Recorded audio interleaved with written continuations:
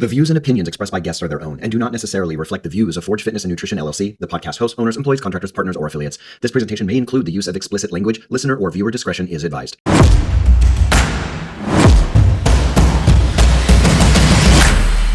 Hello and welcome to the Forge Fitness and Nutrition and Habit podcast. I'm your host, Michael S. Parker, and I'm so happy because for those of you who've been listening since the beginning, my really good friend and longtime client, Sarah Malby, been part of this from the very beginning. Her and I started this concept together. We've been talking about it. I've been wanting her to co-host, but Sarah's had just a few things just not go exactly according to plan over the last year. Sarah lost her home in 2025 to a massive flood. It was awful. It just completely devastated her family. The circumstances of life that all of us will contend with to some degree, one way or another, and how she has been so remarkable in overcoming it. And I'm so proud that she's here today to share the story. And now that things are settling, I'm hoping she'll be present more. Sarah and I have known each other for so long. She started with me back in 2016. With Forge. It threw me for a loop there talking about the flood and life. I'm already it's like 30 seconds in and I'm tearing already. I want to say a few things for Sarah, okay? This is really important to anybody who's a mom, but Sarah, this is for you. Motherhood is one of those experiences that I don't think words will ever fully capture. And it's even more difficult if you've never experienced it. And men never can, but we can empathize deeply and we care very much. It's powerful. It's humbling. It's exhausting. And I've seen it. It's sacred. It's an absolute sacred act. Bringing a child into this world it's not just physical. It's a complete redefinition of how you are as a woman now. It completely redefines and shifts your priorities. Your heart expands and your identity evolves. And I think it's profoundly beautiful, honestly. And I think it's admirable, especially those women who overcome the obstacles, because the amount of strength that it takes to give life and you have to nurture it. And you have to show up every single day, no breaks, for another human being while learning a whole new version of yourself. Yeah. How the fuck do you do that? I'm figuring it out. And you will. But here's the thing. What often gets lost in the celebration is the cost. And having worked with, hundreds of women through childbirth, and at any given time, I have a client that's pregnant. I see what it takes. I understand the toll. It's hard. I've had clients who've lost babies. I've had clients who've had children that have a bad potential outcome. I've had clients who've had a wonderful birth and it only took 2 hours of labor and they have the best baby ever. It's so crazy that you can't quantify it. It changes your schedule. It changes your body, your hormones, your sleep, your sense of self, and it can fuck your confidence. And the world, Absolutely. It's so easy. We can say, well, be grateful and your body is just so amazing. There's all sorts of bullshit that you hear. And I just tend to be real. I'm like, yeah, you're not looking as well as you could, but we're going to get you there. And I think some people like that about me and I think other people don't. I think you do because I'm always like, okay, yeah, those pants aren't working. We got to get you a little bit leaner. But but here's the thing. When you think about all of the outside influences, that doesn't automatically make it easy. When you're looking in the mirror, because you're, oh man, gosh, how's your baby now? She's 15 months now. 15? No way. I thought it was 2 weeks. Honestly, I know. Time. You know how I am. But time is an illusion. It's totally an illusion. But I know you. You've sent me pictures of you looking in the mirror, and you're like, Is this normal? Like this wasn't here before, bitch. Like what are we doing? And so for many women, postpartum isn't just about. It's not about chasing perfection. It's about regaining ownership.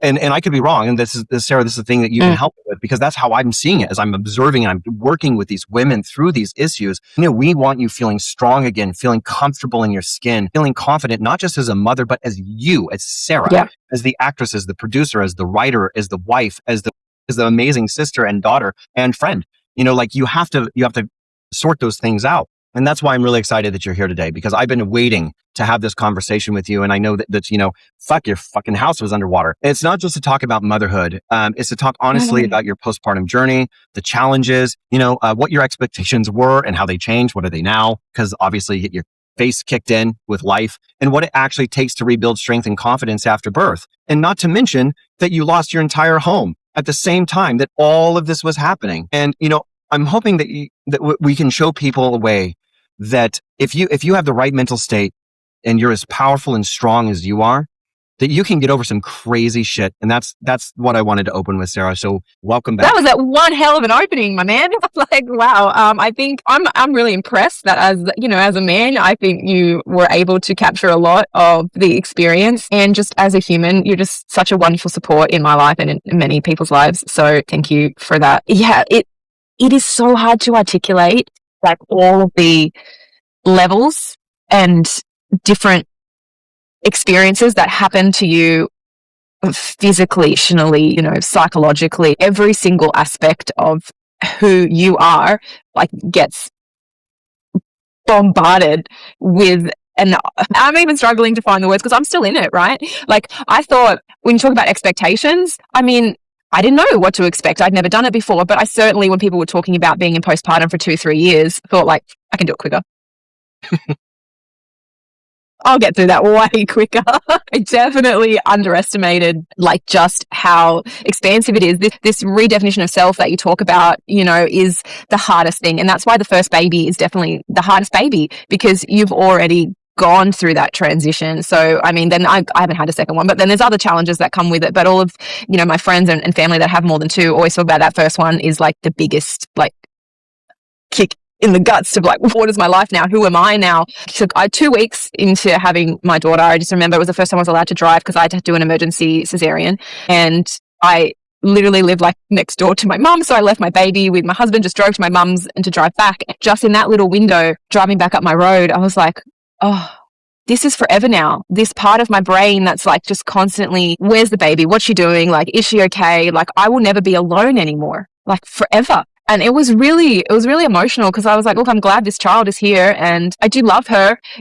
When they're new, it's like you don't know them. So, like, you love them because you have to. It's, like, automatically in you. But, like, now I've gotten to know her 15 months. Like, I love her in a different way. Like, I love her as a little person she's becoming versus when it's just out and it's just so instinctual, like, to, like, grab onto this thing and keep it safe and keep it happy and, like, keep it alive. All the nurses are like, oh, like, so what's your plan for the next few months? I was like, keep it alive. Like, that is literally, like, I have no other standard. Like, I don't know what I'm doing. Like, this is like, I'm like a Labrador changing a carburetor. I have no idea. Like, there's this myth, oh, you have the baby, then suddenly it's so natural. Nothing natural about it. Like, I had to learn it. Like, I didn't know. I still don't know. You just get more confident with winging it. That's about it.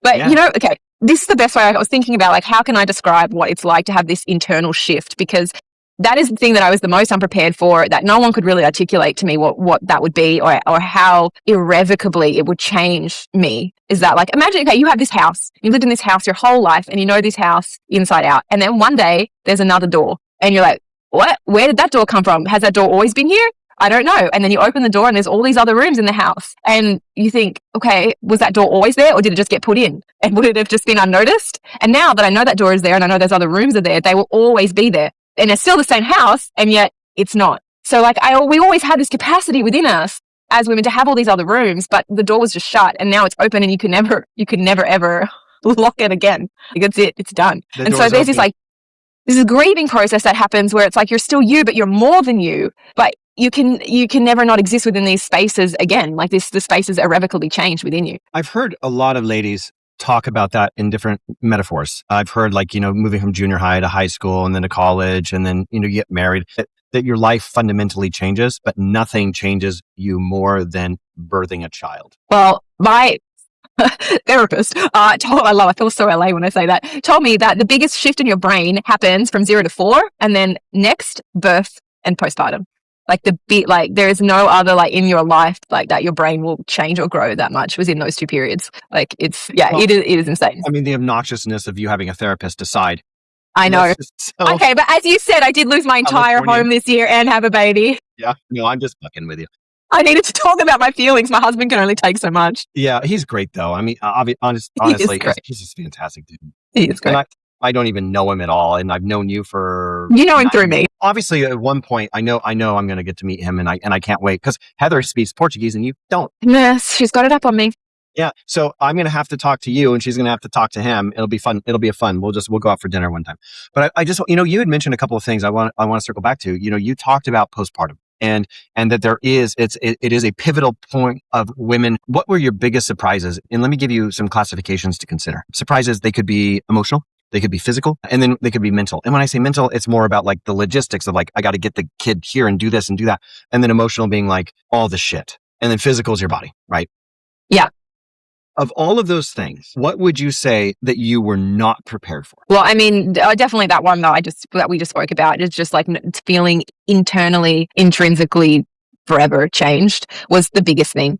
And then I would say second to that, the physiological response that you have to the baby, which is like, it's like beyond your conscious reasoning, you know? So like you might logically know your baby's not upset, but as soon as you like, or like hurt, if it's whinging or like something's going on that's very minor, right? And it's having a cry, but you know, there's nothing serious. You logically can know that. So like my husband could be like, oh, it's fine. But I would be fighting this incredible anxiety because my body would go straight into fight or flight mode. Just like so as soon as you hear your baby cry, it's like all this shit happens that you cannot control. It's like I like to the point of shaking of like, oh my God, like calm down. Like logically I know nothing's wrong. And so even like now 15 months, you just learn to deal with it better. You just learn to like breathe it into place or whatever. But like I will wake up 2 minutes before my baby wakes up crying, even if it's like 15 times in that night. It's something, there's some weird connection where like I know she's going to wake up on some level. And if she sleeps through the night, then I sleep through the night. Like it's just, there's this connection that just goes beyond anything that, you know, I quantify it really. It's like, I don't know. Is that just a physical? Is that a spiritual connection? I don't know. But it's just the way you react to each other is like really like there's a string between the two of you, like for sure. Yeah. Which is also interesting. And then I guess on the physical side of things, I mean, birth is wild. There's no good way to do it. You know, it is what it is. Obviously I didn't know which way I wanted to give birth. I didn't think there was a good choice. I just thought I'll see what happens, you know, like if it's going smoothly, like let's try for a vaginal birth. But she was in breech and then I went into labor, and so they had to, you know, do the emergency C, so we just rolled with it. But I got what I call the best of both worlds, because I had to be in labor up to I think 5 or 6 centimeters before we went and did that. So, you know, it was scary and wild, and there's nothing in the world that can ever prepare you for a live being to be pulled from your body and thrust upon you. Like, it's just like the shock. Like it was an accident, like you're surprised. Like what is this? It was. It's one of those things you can like mentally prepare for. You logically know that there is a being in there and it's going to come out of you. But until someone has literally like ripped, or my OBG says, I didn't rip her out of you. But I'm like, you have your version, I have mine. I surgically extracted.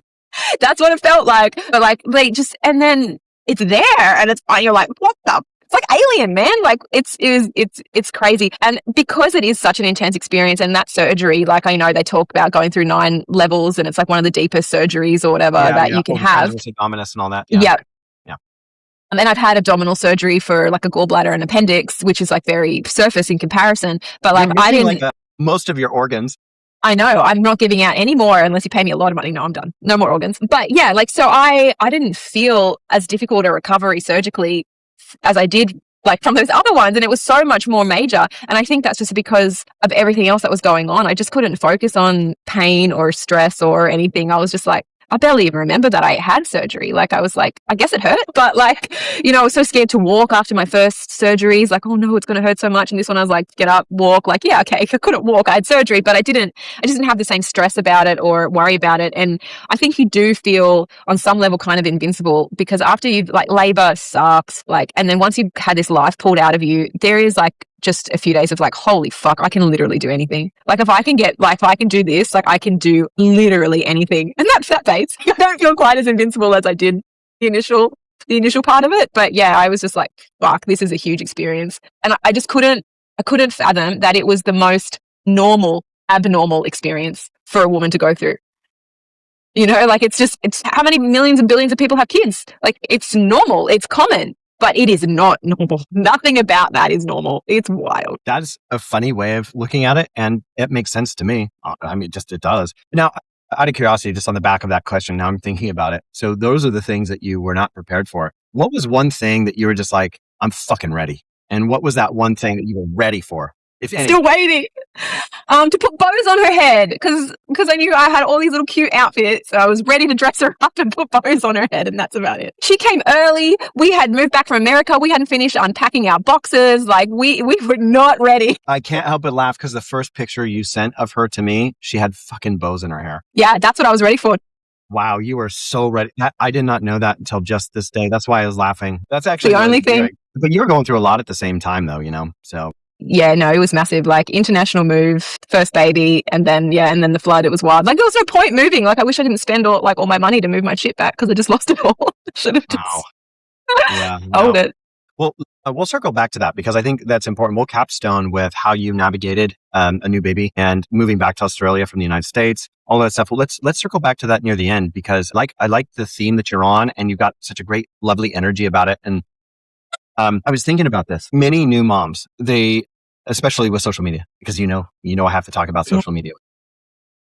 And I'm seeing things that really bother me. And there's this huge pressure about the physical bounce back. Oh my God, absolutely. Can you talk about that pressure and how it affected you? And how did you shift your mindset out of that? Because you were sending me so many photos and reels and stories. You're like, is this normal? Like, that's how I cope with it, by sending you reels. That's how, because it helps filter the noise. Like everyone needs a you, because like, I'm such an advocate of having someone in your life, like, whether it's a trainer, whether it's an educated friend, but somebody that can cut through that noise. Because when you're in a vulnerable position or like a vulnerable place in your life, then you are at the mercy of a lot of this stuff, of a lot of these myths. Which can be really toxic and really, really terrible for your mental health, for sure. So yeah, look, I think that the bounce back pressure, I think it's actually, it's a divide. There's either a bounce back pressure or there's a give up pressure. Totally. I've seen a huge surge of the give up. And like, even before when I was pregnant, I would, strangers like love to give, pregnant people like their 2 cents about things. And someone came up to me, I think I was at the gym. I was at the gym the day I went into labor. Like I trained the whole time, and not when I was super big. I didn't train a lot. I did like the old lady class where they go like, they shuffle from side to side and do like claps above their head or whatever. But, I just wanted to keep movement happening. And I think one of them came up to me and was like, "Oh, you look lovely." And I was like, "Oh, thank you." And she's like, "Well, you won't be doing that soon," like patting my belly. I was like, "Huh?" She's like, "Oh, you won't have time to do your hair and makeup." And I was like, I always like to present. That's just the way, that's who I am. It's just part of my identity. And I don't see how having a baby will change that. Not that I said all that to her, but just the expectation. And then like my mum was there and she was agreeing. She was like, "Oh yeah, you'll have to give that up." I was like, "What?" Did you? I went into labor 2 weeks early and I had my lash appointment booked the week before and I couldn't. And when I went into labor, I stuck my lashes on with so much freaking glue. My husband's like, "Really?" I was like, "I am giving birth to this child looking like myself." The reason I asked that follow-up question in there was because I know exactly how you did it. You've managed to, and we'll talk about this a little bit more later because I have another question that kind of leads into this, but you had sent me a message, oh gosh, summer of last year, or late summer last year, maybe fall. And you had used the word identity, which is why I kind of used that word in kind of like my thought process when I opened this up and the self-identification. And girl, you like went into labor with like Audrey Hepburn. You had your fucking lashes done. You sent me pictures and shit. And I was just like, that's my girl. I did. And look, people might like, okay, she's vain. Yeah, I am. And I'm okay with that. I'm like, but like it's like grasping onto these. And look, that for me, that, I'm a creative person. I enjoy being creative and maintaining my look. That's me. Someone, it might be something else, but I think, holding on to these are small victories of just choosing to stay true to who you are throughout this process. Because I think a lot of the depression happens when you don't have those and you're just adrift in yourself and in your life. Anchors. You don't have anything. And just those little things of like, I'm somebody that goes to the gym. I get up and I do my makeup.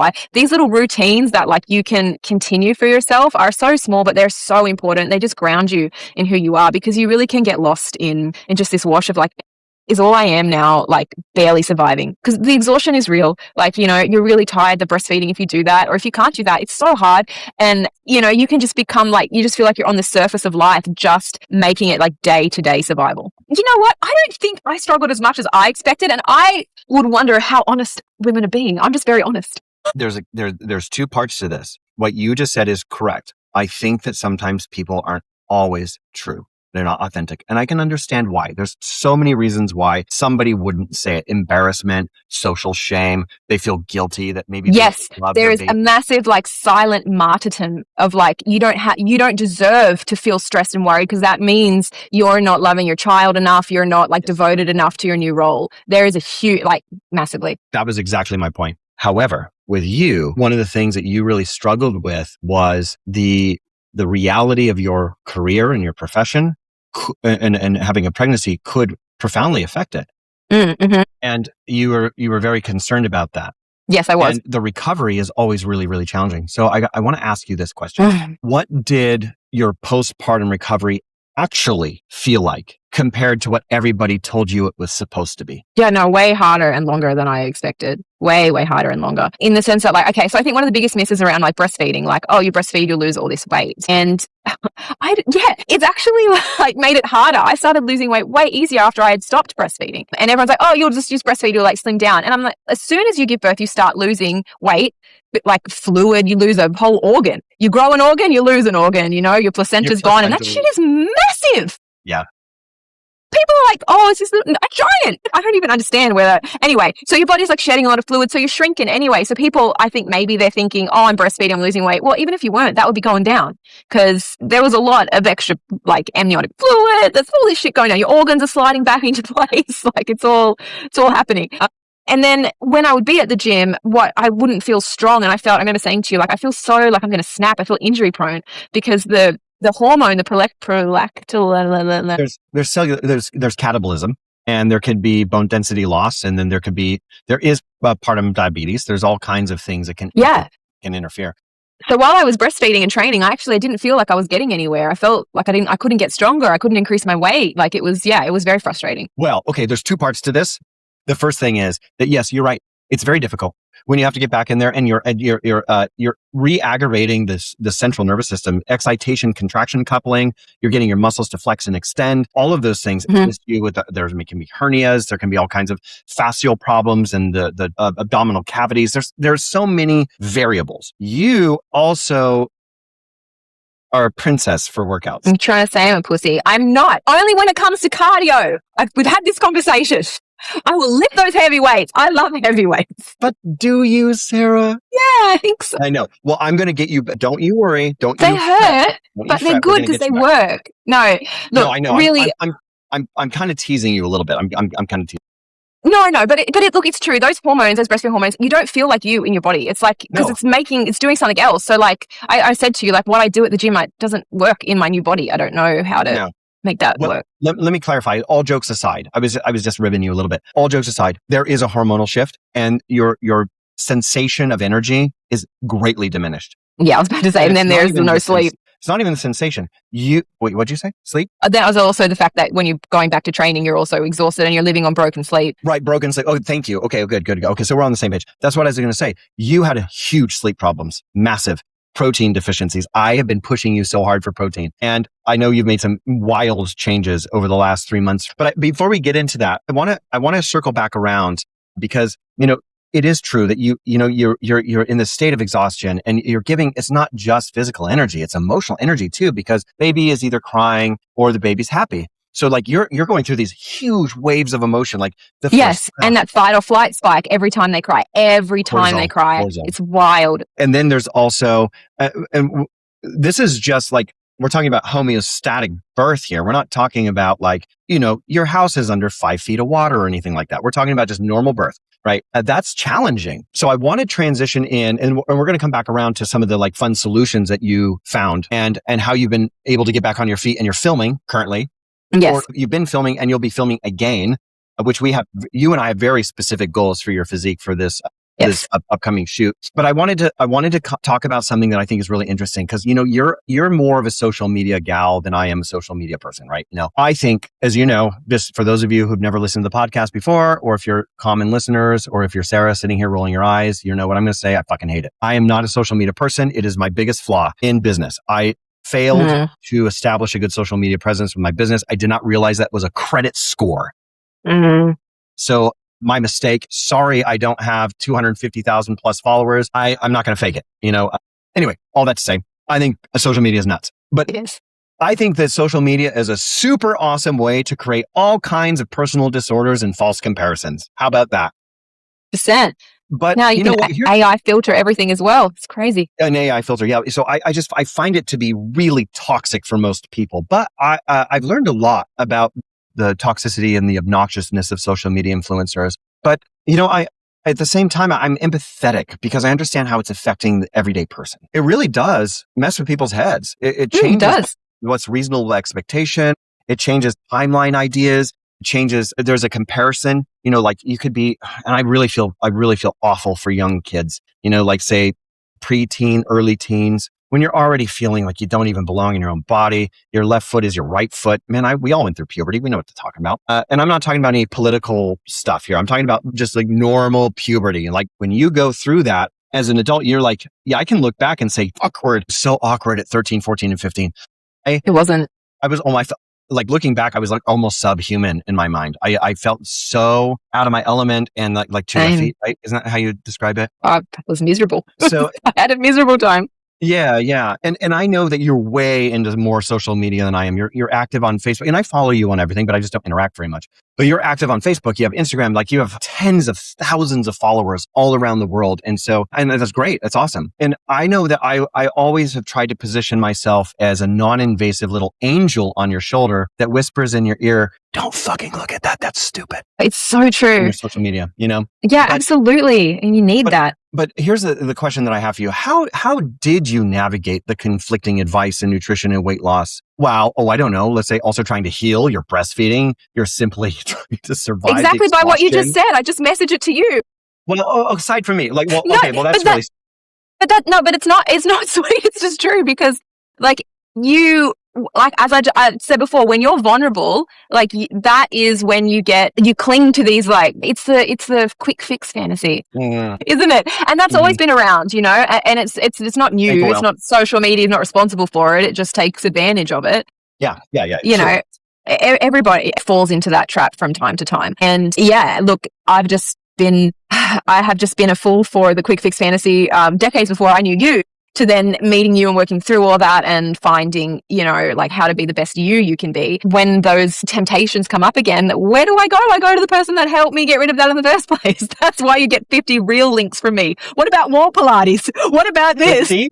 That seems like a light number, 50 a day. Oh my God. Yeah. Like, do you know what I mean? So like it is important to cut through the noise and to realize that you're vulnerable. Like I know when I'm vulnerable and when I'm not vulnerable. I have that level of awareness, and yes, I have cultivated that in myself because I value it. I want to have a good mental health. We only have one place to live in our own brain, so we need to make it a nice place. 24/7. And and mine has not been a nice place at times. I've been very harsh and critical, and it still comes up all the time.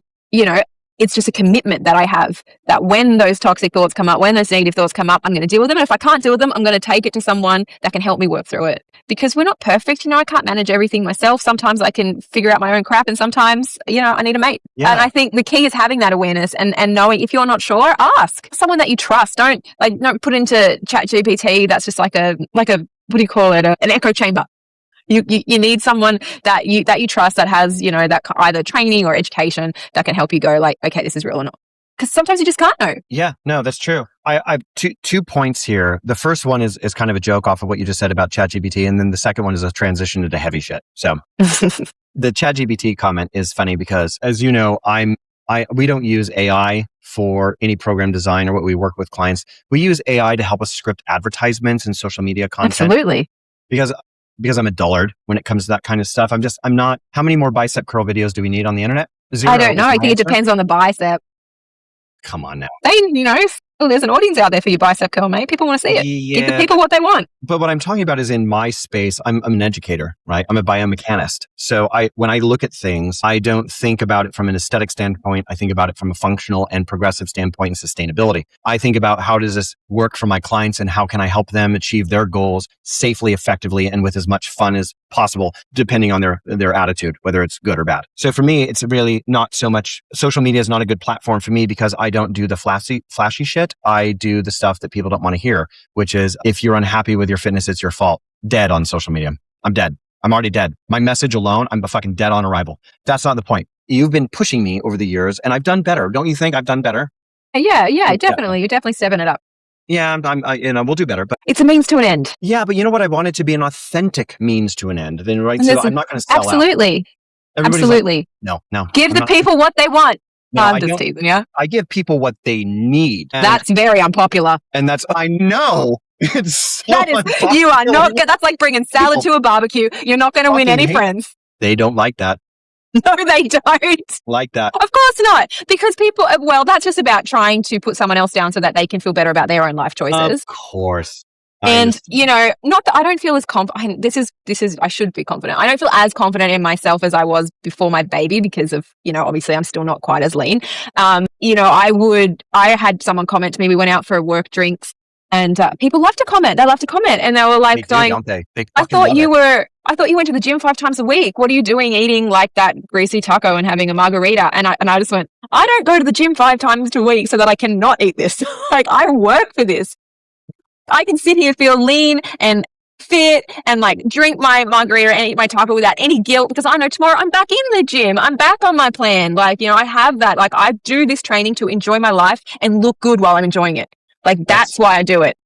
Yeah. And that's one of the reasons that I do it. But I just want to make sure because I want to keep on track with the two things. I just wanted to joke a little bit about my unique and controversial perspective of social media, but I also wanted to bring it back to something that you had said that I think is important. So now coming back kind of the serious, but not too serious. You went through so much, especially like the emotional, the mental, and the physical, and you had to move past your own internal obstacles, right? The ones that you created, not social media. It wasn't like whatever your husband was or wasn't doing, what your mom and your family was or wasn't doing. You had to internalize yourself. You had to at some point, you're like, fuck, I'm a mom and I have to keep this thing alive, which is funny, but also there had to have been a transition now. I'm rounding up. She's closer to 2 than 1, I can't even believe that. It feels like yesterday this happened. That's why I said earlier, did you hear me? I said, I thought you gave birth 2 weeks ago.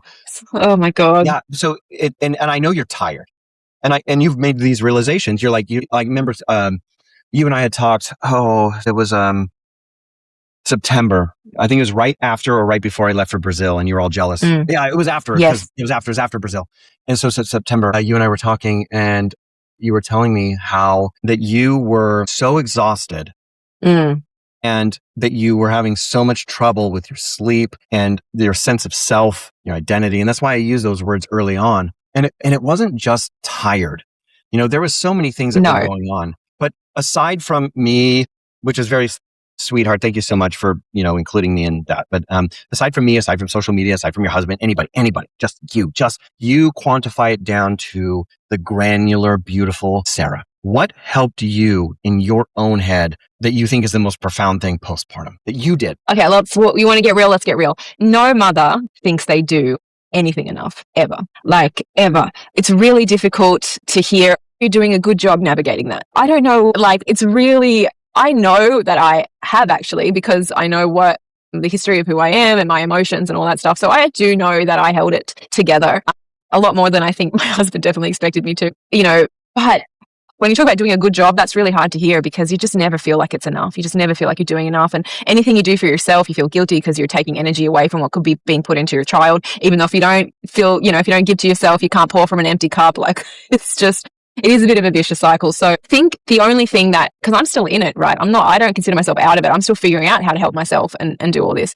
But I think the only thing that comes down to is just grace. Like you have to give yourself grace, even though that's really hard. It's really, really hard to do. You always want to be more. You always want to be doing more, giving more, being better. Like some days, so many days, I just feel like this is a survival day. Like I haven't deep cleaned. I've just done the washing up and I've kept the baby alive and that's all I've managed to do. And it feels like such a pathetic achievement, but it has to be enough. Like it just has to be enough. And you've just got to be like, okay, this is a short phase of my life. Like it's already almost 2 years. It feels like it could be tomorrow. It's a short phase. And I just try to find the enjoyment in that, like 3 things you're grateful for because it's going to be over. It's going to be over in a minute. And if you look back at any hard time in your life, you'll look back and you go, wow, remember when I was at uni and I had no money and I used to eat at 7-Eleven? How funny was that? At the time, it wasn't funny, but you look back now and you're like, wow, that was actually great. That was actually a great experience. And I'm glad I got through that, So I think I just kind of project myself like that, like this is tough now, but I'm going to look back on this time and I'm going to go, wow, that was incredible. So yeah, that's a long-winded answer to just say, sometimes you just have to accept it. And that for me is really hard, but it's the only thing that gets you through. I think it was a perfect answer. And I'll tell you why. Because it shows the humanity, the vulnerability, and the reality. And what's more relatable than that? Because what you're basically talking about is a transition of relationship status, not just with yourself, but with your your husband, with your extended family and his family, your family, everything changes, right? Because now his family's got a vested interest because now there's a baby, and your family's now like, oh, so everything shifts. But I have a curiosity. The fact that Gustavo is Brazilian makes him so much more. I don't know. I have Brazilian family, so adopted. It's a great culture. It's a great culture. Fantastic. Yeah, I know. Like they live and die and breathe and bleed for you. Like they're incredible. Yes. I call them the Brazilian mafia. Like if you're in, you're in. Like they will kill a bitch for you. Yeah. But if you're not in, they'll still kill you. Absolutely. Yeah. You have to be in. I learned that when we went to Rio de Janeiro to visit my brother. Yeah, you got to be in. For those of you who don't know, I just got to make this real quick transition though. But I'll talk about my Brazilian family just in a second, because I want to make sure that I point this out because it's really important, because your husband is fantastic. Your family on both sides are fantastic.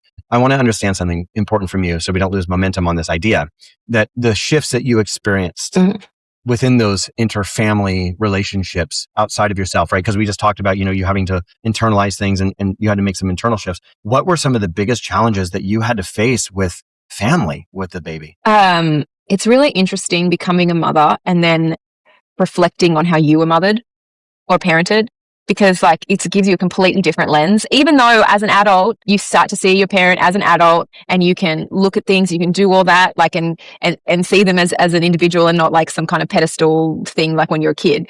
But it's very different to be going through it and knowing that that your mom, you were that for your mom, like, and your dad, to another extent. So yeah, that is really interesting. And look, I have a good relationship with my mum, but she has amnesia. So like, it's just no hard times exist. If I'm like, how did you survive that, mum? She's like, oh, I don't remember that. And I'm like, of course I was up every 2 seconds of the night. Like, but she doesn't really recall either consciously or unconsciously the challenges of postpartum. And she had 4 kids.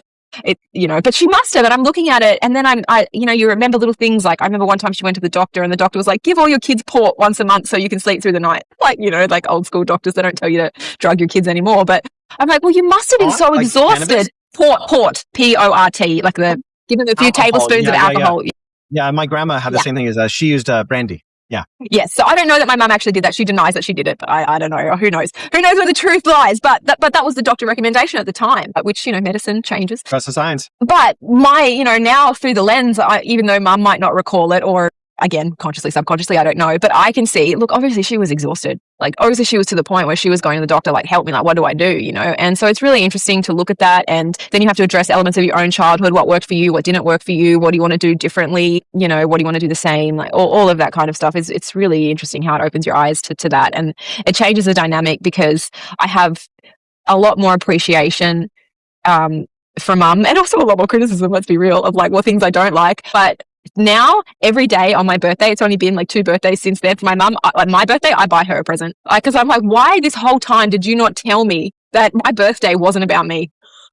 Like all these years I've gone through thinking it's my birthday. Absolutely not. Woman, this is about you. You did this. This was the hugest thing that you'd ever done. And I was your first baby. Like, yeah, no, I will never look at my birthday the same way again. Interesting that you mentioned that, because I was born at 11:27 a.m., September 30th, 1979. And somewhere around that time, whether I'm on a coaching call or not, my mother calls me. And I usually can't pick up because that's primetime coaching. Yep. But what I do is when I finally connect with her that day, because she's several hours behind me because I'm in Texas and she's in California. So she's 2 hours behind. What I will do is when it's my noon block, from like noon to 2, I have a break. I'll call her. And for the last, 30 something years, I tell her thank you. And it's our birthday. Such a good son. So anything to do with babies and no relationships, that changes. I can't, our fantasy books that we love to read. Like I'm re-listening to at the moment the graphic audio of Michael Sullivan. Like I love that series. And I know you've read it and you love it too. But like I have to skip the bits where she kills Minna, or like, someone dies, or like Suri, this mystic, kills this wolf that's like her child. But like, cause the response in my body to stress of an infant or a relationship is so out of control that like I haven't been able to manage it yet. Like I go straight to tears. Like it's still not back to normal. Like on the emotional scale. My question, the original question was, obviously we know how it changed you, we know how it changed your family. And then you just circled it all back around and you tied it in a neat little bow. I mean, did you do that on purpose? That was sexy. Very wise. Yeah, I'm very wise. Did you know that moms can be sexy? Yeah, I'm trying to. I hope so. Not to me.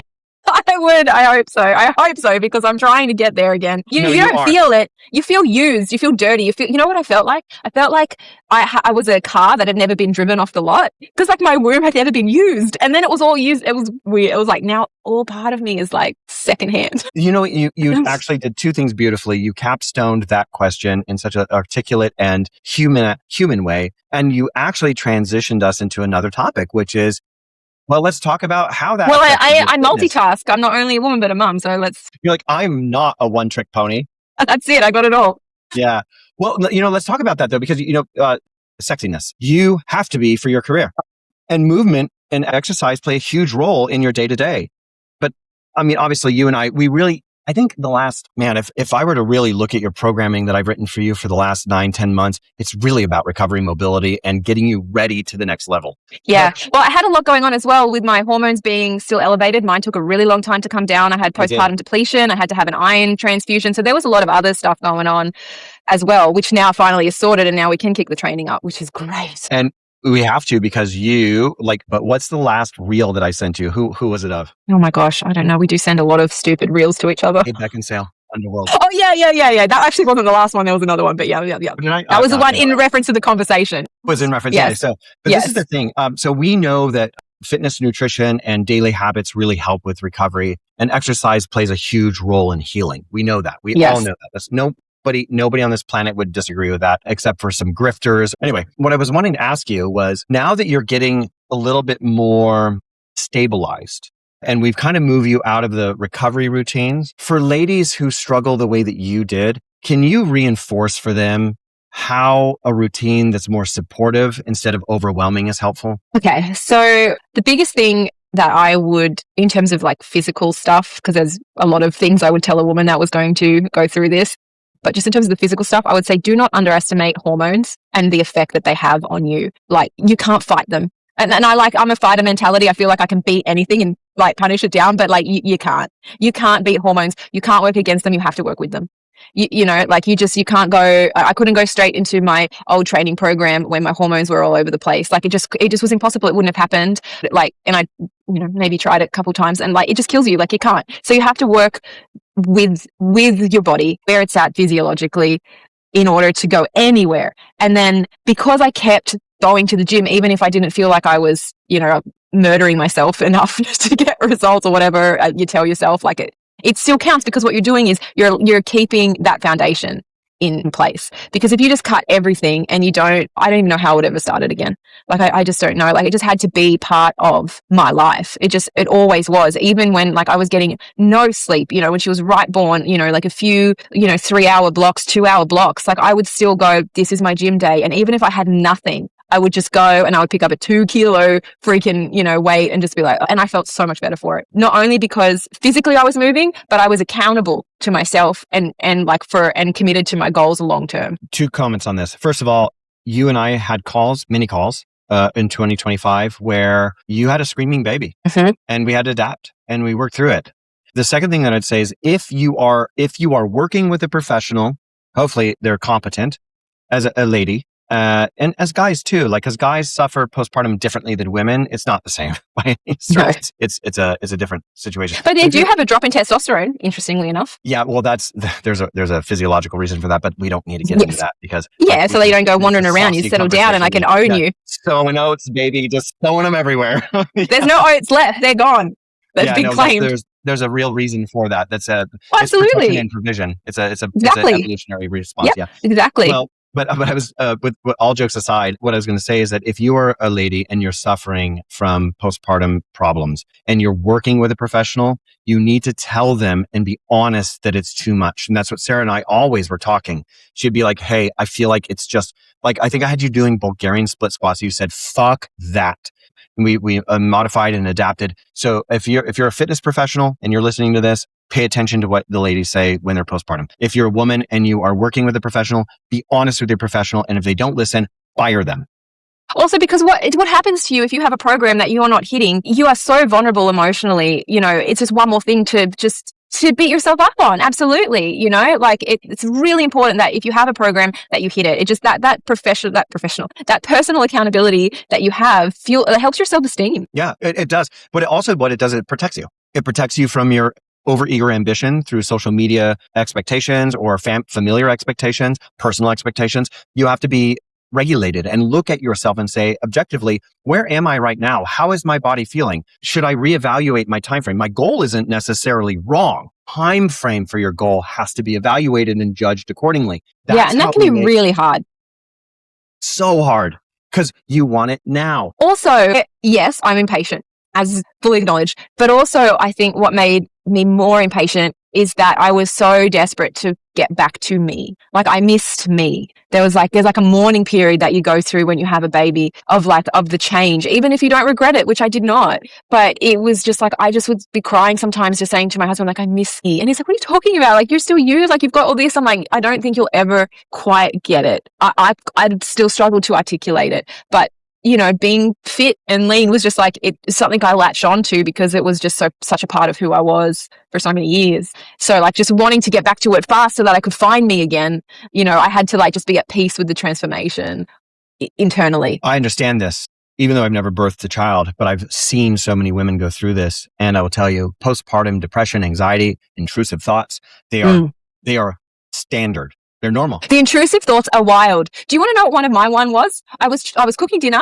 and I was chopping carrots and I ate a carrot and then I went, oh my God, if I choke on this carrot and die on the floor right now, my baby will be stuck in the high chair for hours until my husband gets home from work and she won't have water. She'll pee and poo in her nappy. She'll have this. What the fuck? Then I also cried hysterically because what if we were in the desert, like in June, we were in the desert and my milk dried up and I had nothing to give her. I couldn't get the thought out of my head and I was so sad. My husband's like, babe, we literally just went through a flood. We're in a rain zone. Like, we're good. I just want to bring it back to something. I just want to reemphasize that postpartum depression, anxiety, intrusive thoughts, all of these things, they're real, but they're biologically instilled so that you don't, well, first of all, hopefully you don't abandon and kill your baby, right? Because it's the propagation of the species. Yeah, I think it's cute the way that you handled it. And you're just thinking, shit, if I choke on this carrot and I die, I don't know. I just have a mantra because they happen sometimes. If I've watched, I can't watch anything too scary. Even my fantasy books I love, like I'm re-listening to old ones so I know when to skip ahead because if it's too upsetting, it gets in my brain and like mate, if I remember something from my book that was upsetting or, if you told me about this stupid bear, I'm so mad at you. Like, don't ever tell me about the bear that ate that woman. Like, I don't talk about it again because it took me ages to get out of my head. I was lying awake in bed that night. And Sarah, I don't want, you will not tell me again. You can put a little note at the end of this video so that people can watch what it is, but I will not have that in my brain again. I literally had to lie awake in bed at night and go, everything's okay. Everything's okay. My baby is safe. There is no bear. And my husband's like, what are you muttering? It's like, don't worry about it. Okay, moving on. So no, okay. Intrusive thoughts really spike anxiety. They really spike cortisol. And I'm using humor to mask it, but it is fucked up. And it really, like I'm joking with you. It's playful and it's funny, but also I'm deadly serious that you won't tell that story again because like my heart starts racing. Like I just can't. It's a lot to kind of manage that anxiety. And if you don't have those coping skills built in, I can really see how women get overwhelmed. I'm lucky that I've cultivated myself in that way. Like, that I've done a lot of that work on myself before the baby because I was able to apply all of those skills. If you're someone that's just been cruisy and you didn't have all this like fucked up anxiety and depression in your past and you have no method to deal with it, I can totally see how people go under. The only thing I was trying to expose is your new maternal instinct that is valuable. Yes, it's fucked up. It makes you a crazy person. And if you can't breathe it into place or realize or separate the awareness of like what is a disproportionate reaction, then like you are lost. You are swimming in an emotional soup that you can't come up for air. Like, if I wasn't aware enough to be like, this reaction doesn't match like what's just happened, and to be able to logically separate that. And that's just from years of me being a self-development, obsessed person. Yeah. If you could speak directly to a mom who feels fearful, overwhelmed, exhausted, and frustrated with her body, her life, anything right now in postpartum. And let's say that means like you had a baby yesterday and maybe you have a baby who's 3 years old. What would you want her to know that's constructive so that she can listen to this and say, I want to be like Sarah. I'm going to rise above. What would you say to her? As soon as you say something that's like implies I'm doing a good job, it's like so funny the reaction in me because again, we're so hard on ourselves as mothers. Look, I think what's really important for anyone to understand, like what helps anyone in any situation is connection. We are beings that are, programmed for community. And with the way, we were talking about this earlier off the podcast, with the way that a lot of societies in Western cultures particularly are formed now, is that we don't have a big community. And I think that makes it so much harder. Raising children has become an isolated family unit type situation with maybe grandma and grandpa helping out, popping in from time to time, but it's not the same kind of communal experience that it once was. And I think that mothers suffer for it a lot. So, I think I would, want people to know every single mother, no matter what it looks like from the outside, is going through in some capacity what you are going through. Every single one of us. Like, it looks slightly different. It might be dressed up in a different outfit, but the through line is the same, and there is a lot, like we talked about on this podcast earlier, a lot of guilt around admitting just how much you're struggling or talking about not loving the experience, because in some way that means you don't love your baby or you regret it, which is not the case. It's okay. It is okay to not be happy and to not be enjoying your life right now and still love your baby and still be glad you had it. Like, the two are not mutually exclusive concepts. I think that is really important, because for sure I've had those moments where, I feel like a shit friend right now. That for me is the hardest. A lot of people's marriages suffer. I can't speak on that experience. I'm, for whatever reason, thank God, like, my marriage has actually been really strong through this, but my friendships definitely suffer. And I really love my friends. And I know, like, they're so understanding when I do finally message them back or whatever, but it's so hard because, you want to be able to be there. My friend's birthday, I've made a really great friend here since I've moved back to Australia, a new one. So we've been friends for almost 2 years. I've never been to her house once. We live in the same town. She always comes to my place. And I just think that is so fucking sweet. And you don't know how much that means to me. And I really want to come to your house, but just trying to do little things like that sometimes are just, they seem impossible. So, that is really hard. That sense of spontaneity, that if you are new into this, the default parent mode, I call it, is one of the most exhausting parts. Because yes, the father becomes a father and he, is a really amazing hands-on dad if you're lucky and all of those things. But just being able to walk out the door to mow the lawn, you don't know what a gift that is. I have to ask permission to go have a shower. Like, hey, are you good to wash the baby for 2 seconds? Like, that's really hard. Just not being able to shower because you have to make sure the baby's looked after. All your groceries. What is the baby eating every day? What are they wearing every day? Do we have enough nappies? Do we have like this? Like, all of that mental load of, packing the nappy bag, all of that stuff just automatically falls on you as the mother. And maybe also we want it that way because we're control freaks and we don't trust anybody else. But the fact that you are just a default and there is no spontaneity, asking permission for a shower, that's a hard pill to swallow. That's hard. That's tough. So yeah, that would be, I would say, be prepared for that and know that we all go through it and that it does start to lift. Like, it does start to lift. It hasn't lifted all the way for me, but as she has moved into like toddlerness, and is more of a being, like an independent being, like, I start to see, okay, I'm seeing some light. It definitely, there is huge advances, but there is a loss of that community. It's not the same. Modern move towards independent family groups.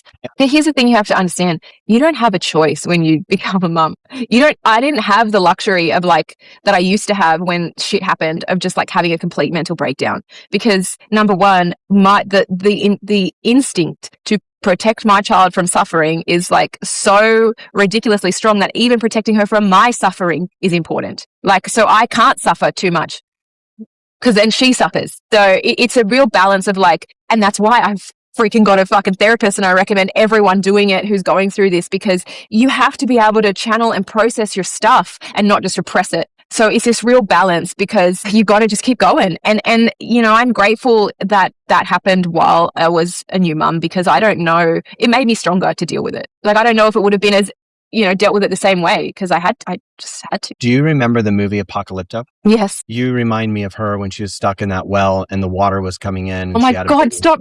Intrusive thoughts. No, I'm making a joke, but I know what you mean. Thank you. That is, yes, that's what you do. That's what you do. Like, even, here's the thing as well. Like, you might not think you have that capacity, but you just do.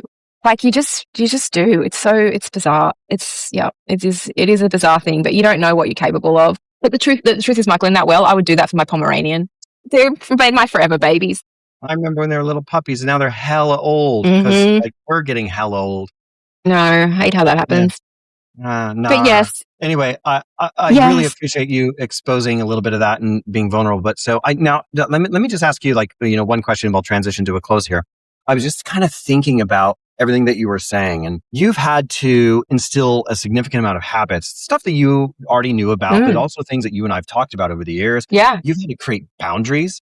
I I know you're careful with how you create boundaries in your family circle, but you have. I know that you have had to create mindset shifts that help you feel more like yourself again.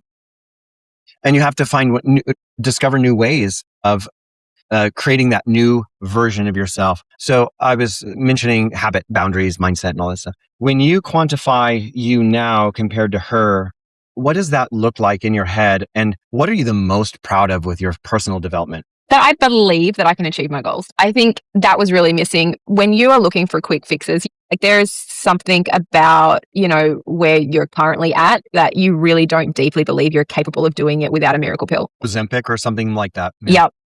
Yep. And I still have those thoughts coming up, especially through this process. And someone literally offered to sell me their Ozempic, and I can't deny I was tempted. I was like, no, I don't need it. I don't.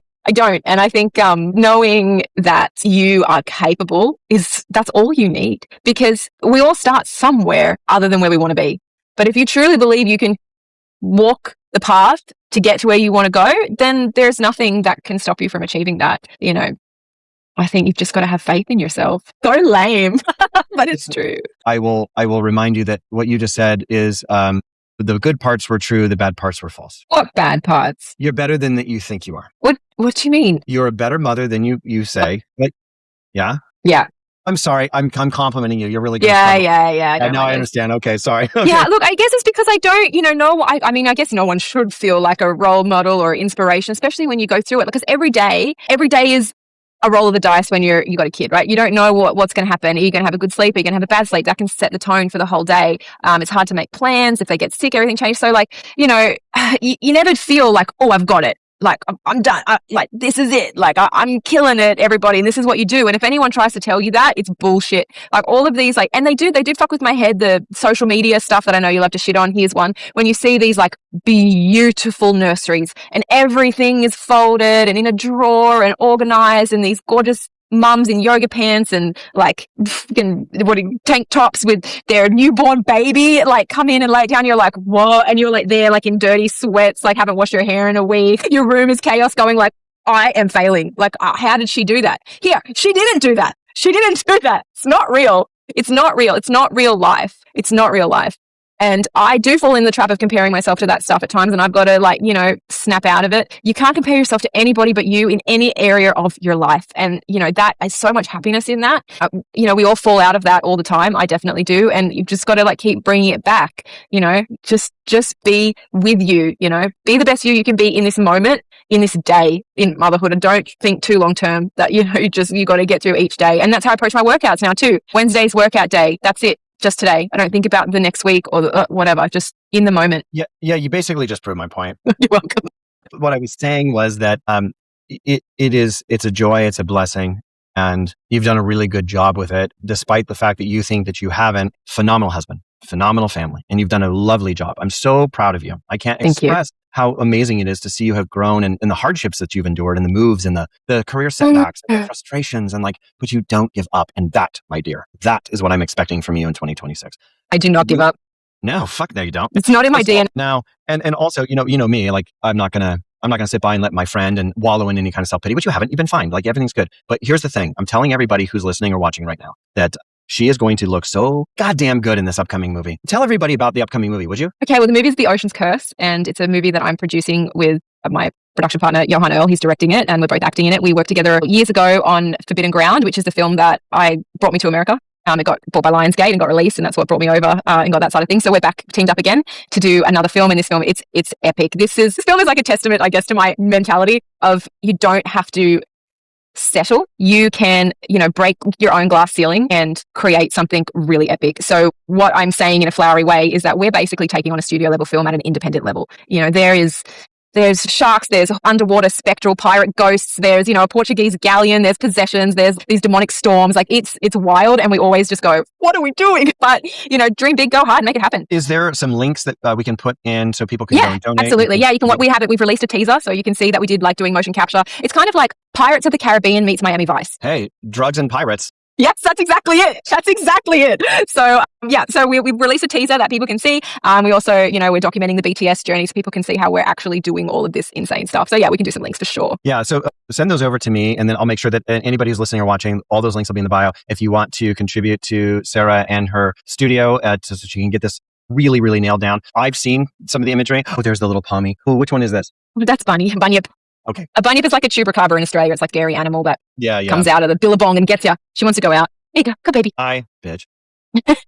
This has been a lot of fun. Thank you so much for sharing something so personal with people. I know that there's so much in there that people are going to enjoy. And also, now that things are calming down, I'm not joking. This is for real. I've had probably maybe a handful, 6, 7, 8 clients say, so I noticed that Australian gal hasn't been in any of your podcasts recently. Sure would be nice if maybe she would come back around. So like you've got requests to show up more. I'm always forgive the people what they want. I'm here. Let's do it. All right, my dear. Well, you're the one who said it. I'm excited. Okay. Yay! I will See you soon.